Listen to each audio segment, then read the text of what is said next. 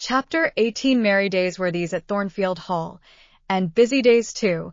How different from the first 3 months of stillness, monotony, and solitude I had passed beneath its roof. All sad feelings seemed now driven from the house, all gloomy associations forgotten.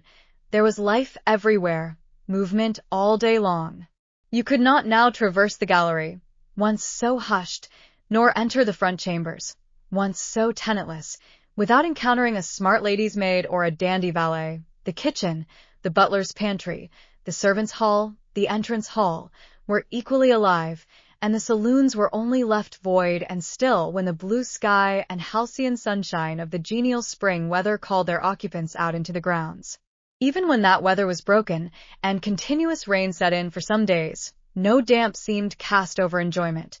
Indoor amusements only became more lively and varied, in consequence of the stop put to outdoor gaiety. I wondered what they were going to do the first evening a change of entertainment was proposed. They spoke of playing charades, but in my ignorance I did not understand the term. The servants were called in, the dining-room tables wheeled away, the lights otherwise disposed, the chairs placed in a semicircle opposite the arch. While Mr. Rochester and the other gentlemen directed these alterations, the ladies were running up and downstairs ringing for their maids. Mrs. Fairfax was summoned to give information respecting the resources of the house in shawls, dresses, draperies of any kind, and certain wardrobes of the third story were ransacked, and their contents, in the shape of brocaded and hooped petticoats, satin sacks, black modes, lace lappets, and were brought down in armfuls by the Abigails. Then a selection was made, and such things as were chosen were carried to the boudoir within the drawing-room. Meantime, while I thought only of my master and his future bride, saw only them, heard only their discourse, and considered only their movements of importance, the rest of the party were occupied with their own separate interests and pleasures.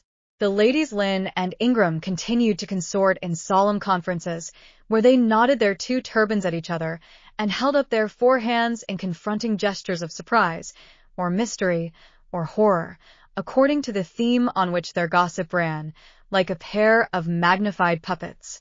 Mild Mrs. Dent talked with good-natured Mrs. Eshton, and the two sometimes bestowed a courteous word or smile on me. Sir George Lynn, Colonel Dent, and Mr. Eshton discussed politics or county affairs or justice business.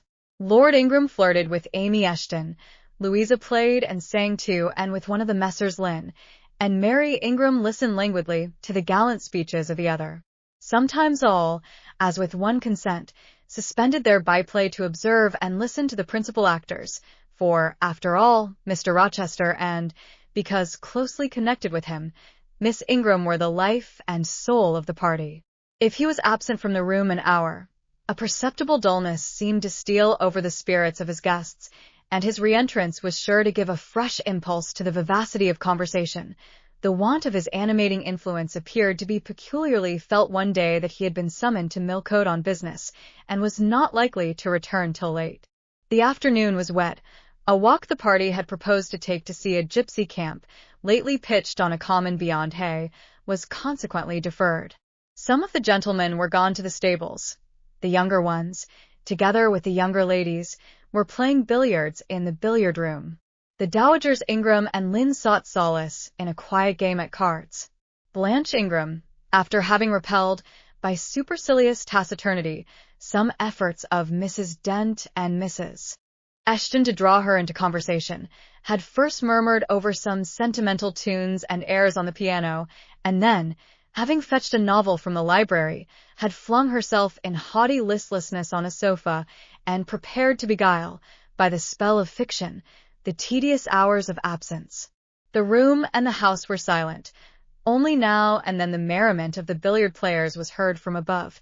It was verging on dusk, and the clock had already given warning of the hour to dress for dinner, when little Adele, who knelt by me in the drawing-room window-seat, suddenly exclaimed, "Voilà Monsieur Rochester, Correvient." I turned, and Miss Ingram darted forwards from her sofa. The others, too, looked up from their several occupations, for at the same time a crunching of wheels and a splashing tramp of horse-hoofs became audible on the wet gravel. "A post-chaise was approaching. What can possess him to come home in that style?" said Miss Ingram. He rode Messerer, the black horse. Did he not? When he went out. And Pilot was with him. What has he done with the animals? As she said this, she approached her tall person and ample garments so near the window that I was obliged to bend back almost to the breaking of my spine. In her eagerness, she did not observe me at first, but when she did, she curled her lip and moved to another casement. The post-chaise stopped. The driver rang the doorbell, and a gentleman alighted attired in traveling garb, but it was not Mr. Rochester. It was a tall, fashionable-looking man, a stranger. "How provoking!" exclaimed Miss Ingram. "You tiresome monkey!" Apostrophizing Adele, "Who perched you up in the window to give false intelligence?" And she cast on me an angry glance, as if I were in fault. Some parleying was audible in the hall, and soon the newcomer entered. He bowed to Lady Ingram, as deeming her the eldest lady present. "It appears I come at an inopportune time, madam," said he, "when my friend, Mr. Rochester, is from home, but I arrive from a very long journey, and I think I may presume so far on old and intimate acquaintance as to install myself here till he returns." His manner was polite. His accent in speaking struck me as being somewhat unusual, not precisely foreign, but still not altogether English. His age might be about Mr. Rochester's, between 30 and 40. His complexion was singularly sallow. Otherwise, he was a fine-looking man, at first sight especially. On closer examination, you detected something in his face that displeased, or rather that failed to please. His features were regular, but too relaxed. His eye was large and well cut, but the life looking out of it was a tame, vacant life. At least so I thought. The sound of the dressing bell dispersed the party. It was not till after dinner that I saw him again. He then seemed quite at his ease. But I liked his physiognomy, even less than before. It struck me as being at the same time unsettled and inanimate. His eye wandered, and had no meaning in its wandering. This gave him an odd look, such as I never remembered to have seen. For a handsome and not an unamiable-looking man, he repelled me exceedingly. There was no power in that smooth-skinned face of a full oval shape, no firmness in that aquiline nose and small cherry mouth. There was no thought on the low, even forehead, no command in that blank, brown eye. As I sat in my usual nook, and looked at him with the light of the girandoles on the mantelpiece beaming full over him, for he occupied an armchair drawn close to the fire, and kept shrinking still nearer, as if he were cold, I compared him with Mr. Rochester. I think, with deference be it spoken, the contrast could not be much greater between a sleek gander and a fierce falcon, between a meek sheep and the rough-coated, keen-eyed dog, its guardian. He had spoken of Mr. Rochester as an old friend. A curious friendship theirs must have been, a pointed illustration, indeed, of the old adage that extremes meet. 2 or 3 of the gentlemen sat near him, and I caught at times scraps of their conversation across the room. At first I could not make much sense of what I heard, for the discourse of Louisa Eshton and Mary Ingram, who sat nearer to me, confused the fragmentary sentences that reached me at intervals. These last were discussing the stranger. They both called him a beautiful man. Louisa said he was a love of a creature, and she adored him, and Mary instanced his pretty little mouth and nice nose as her ideal of the charming. "And what a sweet-tempered forehead he has," cried Louisa. "So smooth, none of those frowning irregularities I dislike so much, and such a placid eye and smile." And then, to my great relief, Mr. Henry Lynn summoned them to the other side of the room, to settle some point about the deferred excursion to Hay Common. I was now able to concentrate my attention on the group by the fire, and I presently gathered that the newcomer was called Mr. Mason. Then I learned that he was but just arrived in England, and that he came from some hot country, which was the reason, doubtless, his face was so sallow, and that he sat so near the hearth, and wore a surtout in the house. Presently the words Jamaica, Kingston, Spanish Town, indicated the West Indies as his residence, and it was with no little surprise I gathered, ere long, that he had there first seen and become acquainted with Mr. Rochester. He spoke of his friend's dislike of the burning heats, the hurricanes, and rainy seasons of that region. I knew Mr. Rochester had been a traveler. Mrs. Fairfax had said so, but I thought the continent of Europe had bounded his wanderings. Till now I had never heard a hint given of visits to more distant shores. I was pondering these things when an incident, and a somewhat unexpected one, broke the thread of my musings. Mr. Mason, shivering as someone chanced to open the door, asked for more coal to be put on the fire, which had burned out its flame, though its mass of cinders still shone hot and red. The footman who brought the coal, in going out, stopped near Mr. Eshton's chair, and said something to him in a low voice, of which I heard only the words, "Old woman. Quite troublesome." "Tell her she shall be put in the stocks if she does not take herself off," replied the magistrate. "No, stop," interrupted Colonel Dent. "Don't send her away, Eshton. We might turn the thing to account. Better consult the ladies." And speaking aloud, he continued, "Ladies, you talked of going to Hay Common to visit the gypsy camp. Sam here says that one of the old Mother Bunches is in the servants' hall at this moment, and insists upon being brought in before the quality, to tell them their fortunes. Would you like to see her?" "Surely, Colonel," cried Lady Ingram, "you would not encourage such a low impostor? Dismiss her, by all means, at once." "But I cannot persuade her to go away, my lady," said the footman, "nor can any of the servants. Mrs. Fairfax is with her just now, entreating her to be gone, but she has taken a chair in the chimney corner, and says nothing shall stir her from it till she gets leave to come in here." "What does she want?" asked Mrs. Eshton. "To tell the gentry their fortunes, she says, ma'am, and she swears she must and will do it." "What is she like?" inquired the Mrs. Eshton in a breath. "A shockingly ugly old creature, miss, almost as black as a crock." "Why, she's a real sorceress," cried Frederick Lynn. "Let us have her in, of course." "To be sure," rejoined his brother, "it would be 1,000 pities to throw away such a chance of fun." "My dear boys, what are you thinking about?" exclaimed Mrs. Lynn. "I cannot possibly countenance any such inconsistent proceeding," chimed in the Dowager Ingram. "Indeed, mamma, but you can and will," pronounced the haughty voice of Blanche, as she turned round on the piano stool, where till now she had sat silent, apparently examining sundry sheets of music. "I have a curiosity to hear my fortune told. Therefore, Sam, order the beldame forward." "My darling Blanche, recollect." I recollect all you can suggest, and I must have my will. Quick, Sam." "Yes, yes, yes," cried all the juveniles, both ladies and gentlemen. "Let her come. It will be excellent sport." The footman still lingered. "She looks such a rough one," said he. "Go," ejaculated Miss Ingram, and the man went. Excitement instantly seized the whole party. A running fire of raillery and jests was proceeding when Sam returned. "She won't come now," said he. "She says it's not her mission to appear before the vulgar herd. Them's her words. I must show her into a room by herself, and then those who wish to consult her must go to her one by one." "You see now, my queenly Blanche," began Lady Ingram. "She encroaches. Be advised, my angel girl, and show her into the library, of course," cut in the angel girl. "It is not my mission to listen to her before the vulgar herd either. I mean to have her all to myself." "Is there a fire in the library?" "Yes, ma'am, but she looks such a tinkler." "Cease that chatter, blockhead, and do my bidding." Again Sam vanished, and mystery, animation, expectation rose to full flow once more. "She's ready now," said the footman, as he reappeared. "She wishes to know who will be her first visitor." "I think I had better just look in upon her before any of the ladies go," said Colonel Dent. "Tell her, Sam, a gentleman is coming."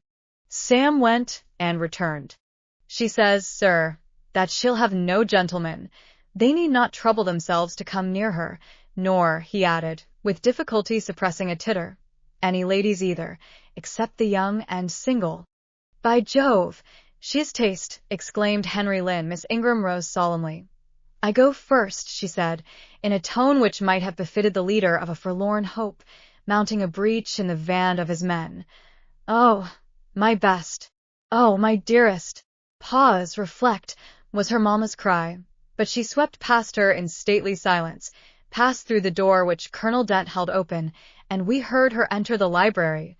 A comparative silence ensued. Lady Ingram thought it loquace to wring her hands, which she did accordingly. Miss Mary declared she felt, for her part, she never dared venture. Amy and Louisa Eshton tittered under their breath, and looked a little frightened. The minutes passed very slowly. 15 were counted before the library door again opened. Miss Ingram returned to us through the arch. Would she laugh? Would she take it as a joke? All eyes met her with a glance of eager curiosity, and she met all eyes with one of rebuff and coldness. She looked neither flurried nor merry. She walked stiffly to her seat, and took it in silence. "Well, Blanche," said Lord Ingram. "What did she say, sister?" asked Mary. "What did you think? How do you feel?" "Is she a real fortune-teller?" demanded the Mrs. Eshton. Now, good people," returned Miss Ingram, "don't press upon me. Really your organs of wonder and credulity are easily excited. You seem, by the importance of you all, my good mamma included, ascribed to this matter, absolutely to believe we have a genuine witch in the house, who is in close alliance with the old gentleman. I have seen a gypsy vagabond. She has practiced in hackneyed fashion the science of palmistry, and told me what such people usually tell. My whim's gratified, and now I think Mr.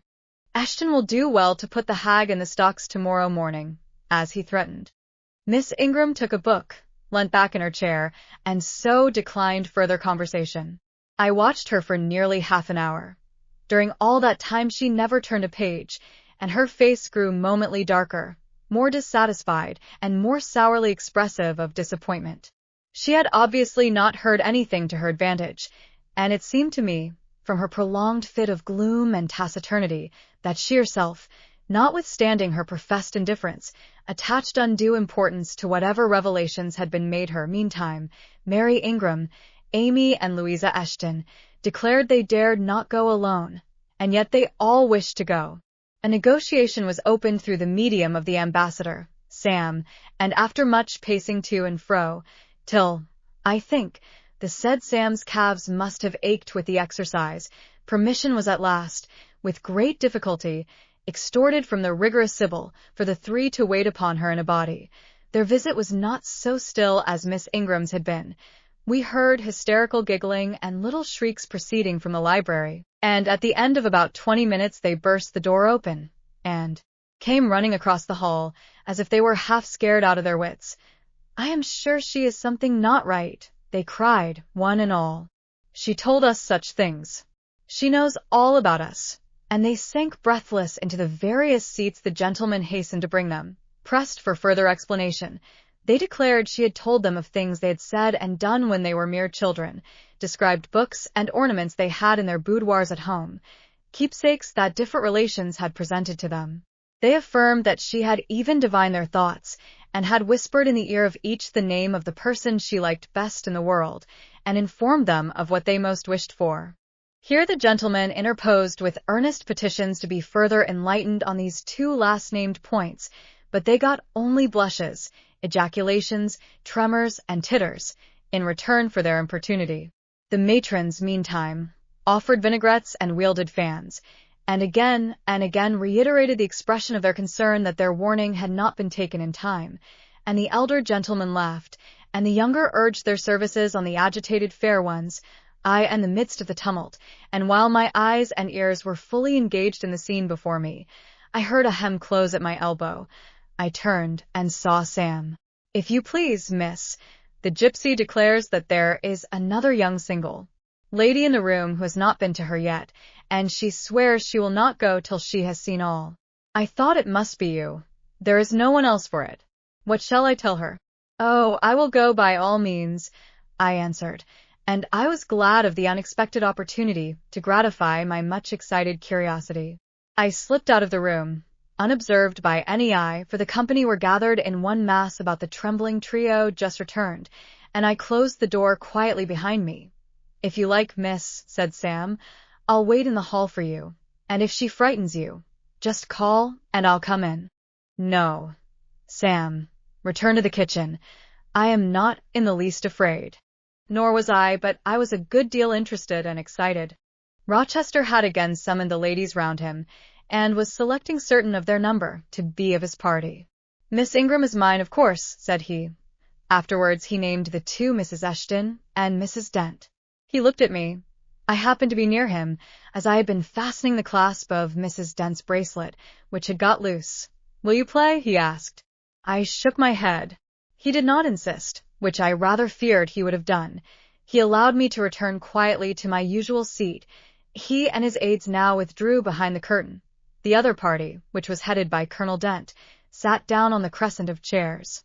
One of the gentlemen, Mr. Eshton, observing me, seemed to propose that I should be asked to join them, but Lady Ingram instantly negatived the notion. "No," I heard her say, "she looks too stupid for any game of the sort." Ere long a bell tinkled, and the curtain drew up. Within the arch, the bulky figure of Sir George Lynn, whom Mr. Rochester had likewise chosen, was seen enveloped in a white sheet. Before him, on a table, lay open a large book, and at his side stood Amy Eshton, draped in Mr. Rochester's cloak, and holding a book in her hand. Somebody, unseen, rang the bell merrily. Then Adele, who had insisted on being one of her guardian's party, bounded forward, scattering round her the contents of a basket of flowers she carried on her arm. Then appeared the magnificent figure of Miss Ingram, clad in white, a long veil on her head, and a wreath of roses round her brow. By her side walked Mr. Rochester, and together they drew near the table. They knelt, while Mrs. Dent and Louisa Eshton, dressed also in white, took up their stations behind them. A ceremony followed, in dumb show, in which it was easy to recognize the pantomime of a marriage. At its termination, Colonel Dent and his party consulted in whispers for 2 minutes, then the colonel called out, "Bride." Mr. Rochester bowed, and the curtain fell. A considerable interval elapsed before it again rose. Its second rising displayed a more elaborately prepared scene than the last. The drawing-room, as I have before observed, was raised 2 steps above the dining-room, and on the top of the upper step, placed a yard or 2 back within the room, appeared a large marble basin, which I recognized as an ornament of the conservatory, where it usually stood, surrounded by exotics and tenanted by gold fish, and whence it must have been transported with some trouble, on account of its size and weight. Seated on the carpet, by the side of this basin, was seen Mr. Rochester, costumed, in shawls, with a turban on his head. His dark eyes and swarthy skin and Paynim features suited the costume exactly. He looked the very model of an Eastern emir, an agent or a victim of the bowstring. Presently advanced into view Miss Ingram. She, too, was attired in Oriental fashion, a crimson scarf tied sash-like round the waist, an embroidered handkerchief knotted about her temples, her beautifully molded arms bare, one of them upraised in the act of supporting a pitcher, poised gracefully on her head. Both her cast of form and feature, her complexion and her general air, suggested the idea of some Israelitish princess of the patriarchal days, and such was doubtless the character she intended to represent. She approached the basin, and bent over it as if to fill her pitcher. She again lifted it to her head. The personage on the well brink now seemed to accost her, to make some request. She hasted, let down her pitcher on her hand, and gave him to drink. From the bosom of his robe he then produced a casket, opened it, and showed magnificent bracelets and earrings. She acted astonishment and admiration. Kneeling, he laid the treasure at her feet. Incredulity and delight were expressed by her looks and gestures. The stranger fastened the bracelets on her arms and the rings in her ears. It was Eleazar and Rebecca. The camels only were wanting. The divining party again laid their heads together. Apparently they could not agree about the word or syllable the scene illustrated. Colonel Dent, their spokesman, demanded the tableau of the whole, whereupon the curtain again descended. On its third rising only a portion of the drawing-room was disclosed, the rest being concealed by a screen, hung with some sort of dark and coarse drapery. The marble basin was removed. In its place stood a deal table and a kitchen chair. These objects were visible by a very dim light proceeding from a horn lantern, the wax candles being all extinguished.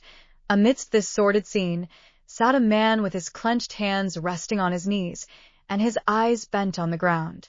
I knew Mr. Rochester, though the begrimed face, the disordered dress, his coat hanging loose from one arm, as if it had been almost torn from his back in a scuffle, the desperate and scowling countenance, the rough, bristling hair might well have disguised him. As he moved, a chain clinked. To his wrists were attached fetters. "Bridewell," exclaimed Colonel Dent, and the charade was solved, a sufficient interval having elapsed for the performers to resume their ordinary costume. They re-entered the dining room. Mr. Rochester led in Miss Ingram. She was complimenting him on his acting. "Do you know," said she, "that, of the three characters, I liked you in the last best? Oh, had you but lived a few years earlier, what a gallant gentleman highwayman you would have made." "Is all the soot washed from my face?" he asked, turning it toward her. "Alas, yes. The more's the pity. Nothing could be more becoming to your complexion than that ruffian's rouge." "You would like a hero of the road, then?" "An English hero of the road would be the next best thing to an Italian bandit, and that could only be surpassed by a Levantine pirate." "Well, whatever I am, remember you are my wife. We were married an hour since, in the presence of all these witnesses." She giggled, and her color rose. "Now, Dent," continued Mr. Rochester, "it is your turn." And as the other party withdrew, he and his band took the vacated seats. Miss Ingram placed herself at her leader's right hand. The other diviners filled the chairs on each side of him and her. I did not now watch the actors. I no longer waited with interest for the curtain to rise.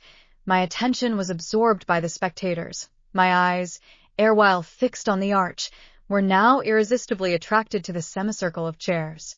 What charade Colonel Dent and his party played, what word they chose, how they acquitted themselves, I no longer remember, but I still see the consultation which followed each scene. I see Mr. Rochester turn to Miss Ingram, and Miss Ingram to him. I see her incline her head towards him, till the jetty curls almost touch his shoulder and wave against his cheek. I hear their mutual whisperings. I recall their interchanged glances, and something even of the feeling roused by the spectacle returns. In memory at this moment I have told you, reader, that I had learnt to love Mr. Rochester. I could not unlove him now, merely because I found that he had ceased to notice me, because I might pass hours in his presence, and he would never once turn his eyes in my direction, because I saw all his attentions appropriated by a great lady, who scorned to touch me with the hem of her robes as she passed, who, if ever her dark and imperious eye fell on me by chance, would withdraw it instantly as from an object too mean to merit observation. I could not unlove him, because I felt sure he would soon marry this very lady, because I read daily in her a proud security in his intentions respecting her, because I witnessed hourly in him a style of courtship which, if careless, and choosing rather to be sought than to seek, was yet, in its very carelessness, captivating, and in its very pride, irresistible. There was nothing to cool or banish love in these circumstances, though much to create despair. Much, too, you will think, reader, to engender jealousy, if a woman in my position could presume to be jealous of a woman in Miss Ingram's. But I was not jealous, or very rarely. The nature of the pain I suffered could not be explained by that word. Miss Ingram was a mark beneath jealousy. She was too inferior to excite the feeling. Pardon the seeming paradox. I mean what I say. She was very showy, but she was not genuine. She had a fine person, many brilliant attainments, but her mind was poor, her heart barren by nature. Nothing bloomed spontaneously on that soil. No unforced natural fruit delighted by its freshness. She was not good. She was not original. She used to repeat sounding phrases from books. She never offered, nor had, an opinion of her own. She advocated a high tone of sentiment, but she did not know the sensations of sympathy and pity. Tenderness and truth were not in her. Too often she betrayed this, by the undue vent she gave to a spiteful antipathy she had conceived against little Adele, pushing her away with some contumelious epithet if she happened to approach her, sometimes ordering her from the room, and always treating her with coldness and acrimony. Other eyes besides mine watched these manifestations of character, watched them closely, keenly, shrewdly. Yes, the future bridegroom, Mr. Rochester himself, exercised over his intended a ceaseless surveillance, and it was from this sagacity, this guardedness of his, this perfect, clear consciousness of his fair one's defects, this obvious absence of passion in his sentiments towards her, that my ever-torturing pain arose. I saw he was going to marry her, for family, perhaps political reasons, because her rank and connections suited him. I felt he had not given her his love, and that her qualifications were ill-adapted to win from him that treasure. This was the point. This was where the nerve was touched and teased. This was where the fever was sustained and fed. She could not charm him. If she had managed the victory at once, and he had yielded and sincerely laid his heart at her feet, I should have covered my face, turned to the wall, and, figuratively, have died to them. If Miss Ingram had been a good and noble woman, endowed with force, fervor, kindness, sense, I should have had one vital struggle with two tigers, jealousy and despair. Then, my heart torn out and devoured, I should have admired her, acknowledged her excellence, and been quiet for the rest of my days. And the more absolute her superiority, the deeper would have been my admiration, the more truly tranquil my quiescence. But as matters really stood, to watch Miss Ingram's efforts at fascinating Mr. Rochester, to witness their repeated failure, herself unconscious that they did fail, vainly fancying that each shaft launched hit the mark, and infatuatedly pluming herself on success, when her pride and self-complacency repelled further and further what she wished to allure. To witness this was to be at once under ceaseless excitation and ruthless restraint, because, when she failed, I saw how she might have succeeded. Arrows that continually glanced off from Mr. Rochester's breast and fell harmless at his feet might, I knew, if shot by a surer hand, have quivered keen in his proud heart, have called love into his stern eye, and softness into his sardonic face. Or, better still, without weapons a silent conquest might have been won. Why can she not influence him more, when she is privileged to draw so near to him? I ask myself. Surely she cannot truly like him, or not like him with true affection. If she did, she need not coin her smiles so lavishly, flash her glances so unremittingly, manufacture airs so elaborate, graces so multitudinous. It seems to me that she might, by merely sitting quietly at his side, saying little and looking less, get nigher his heart. I have seen in his face a far different expression from that which hardens it now while she is so vivaciously accosting him, but then it came of itself. It was not elicited by meretricious arts and calculated maneuvers, and one had but to accept it, to answer what he asked without pretension, to address him when needful without grimace, and it increased and grew kinder and more genial, and warmed one like a fostering sunbeam. How will she manage to please him when they are married? I do not think she will manage it, and yet it might be managed, and his wife might, I verily believe, be the very happiest woman the sun shines on. I have not yet said anything condemnatory of Mr. Rochester's project of marrying for interest and connections. It surprised me when I first discovered that such was his intention. I had thought him a man unlikely to be influenced by motives so commonplace in his choice of a wife, but the longer I considered the position, education, and of the parties, the less I felt justified in judging and blaming either him or Miss Ingram for acting in conformity to ideas and principles instilled into them, doubtless, from their childhood. All their class held these principles. I supposed, then, they had reasons for holding them such as I could not fathom. It seemed to me that, were I a gentleman like him, I would take to my bosom only such a wife as I could love, but the very obviousness of the advantages to the husband's own happiness offered by this plan convinced me that there must be arguments against its general adoption of which I was quite ignorant. Otherwise I felt sure all the world would act as I wished to act, but in other points, as well as this, I was growing very lenient to my master. I was forgetting all his faults, for which I had once kept a sharp lookout. It had formerly been my endeavor to study all sides of his character, to take the bad with the good, and from the just weighing of both, to form an equitable judgment. Now I saw no bad. The sarcasm that had repelled, the harshness that had startled me once, were only like keen condiments in a choice dish. Their presence was pungent, but their absence would be felt as comparatively insipid.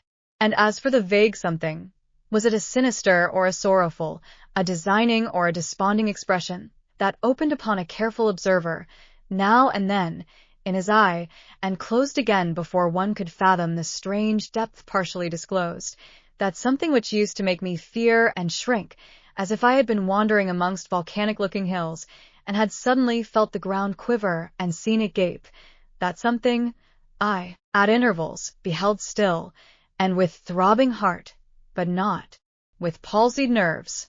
Instead of wishing to shun, I longed only to dare, to divine it, and I thought Miss Ingram happy, because one day she might look into the abyss at her leisure, explore its secrets, and analyze their nature.